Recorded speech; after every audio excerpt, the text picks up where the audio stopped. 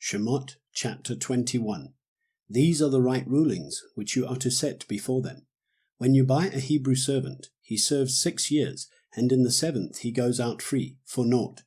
If he comes in by himself, he goes out by himself. If he comes in married, then his wife shall go out with him. If his master has given him a wife, and she has borne him sons or daughters, the wife and her children are her master's, and he goes out by himself.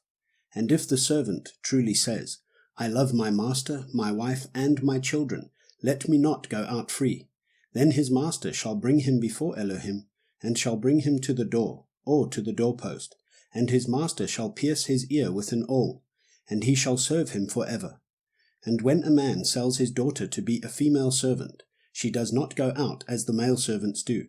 If she is displeasing in the eyes of her master who has engaged her to himself, then he shall let her be ransomed. He shall have no authority to sell her to a foreign people, because of him deceiving her. And if he has engaged her to his son, he is to do to her as is the right of daughters.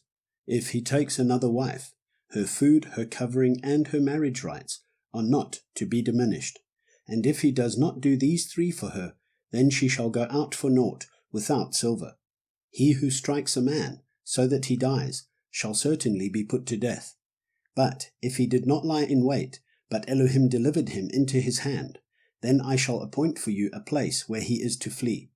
But when a man acts presumptuously against his neighbor, to kill him by treachery, you are to take him, even from my slaughter place, to die. And he who strikes his father or his mother shall certainly be put to death.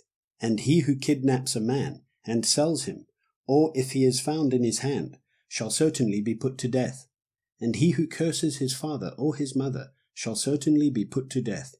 And when men strive together, and one strikes the other with a stone, or with his fist, and he does not die but is confined to his bed, if he rises again and walks about outside with his staff, then he who struck him shall be innocent. He only pays for lost time, and sees to it that he is completely healed.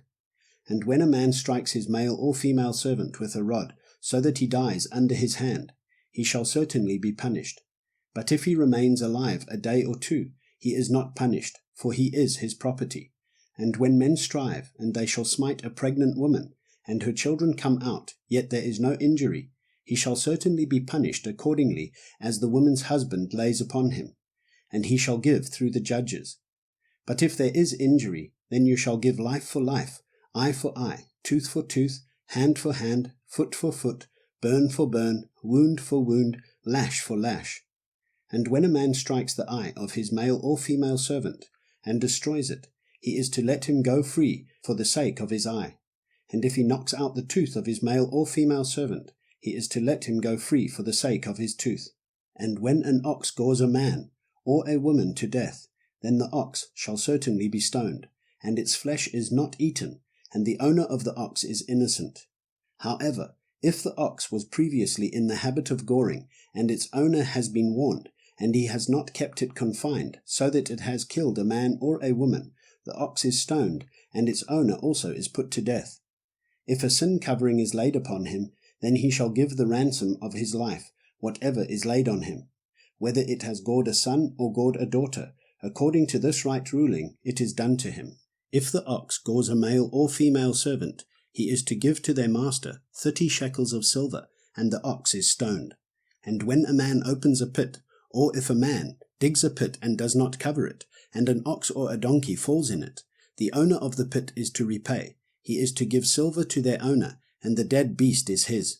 And when the ox of a man smites the ox of his neighbor and it dies, then they shall sell the live ox, and divide the silver from it, and also divide the dead ox.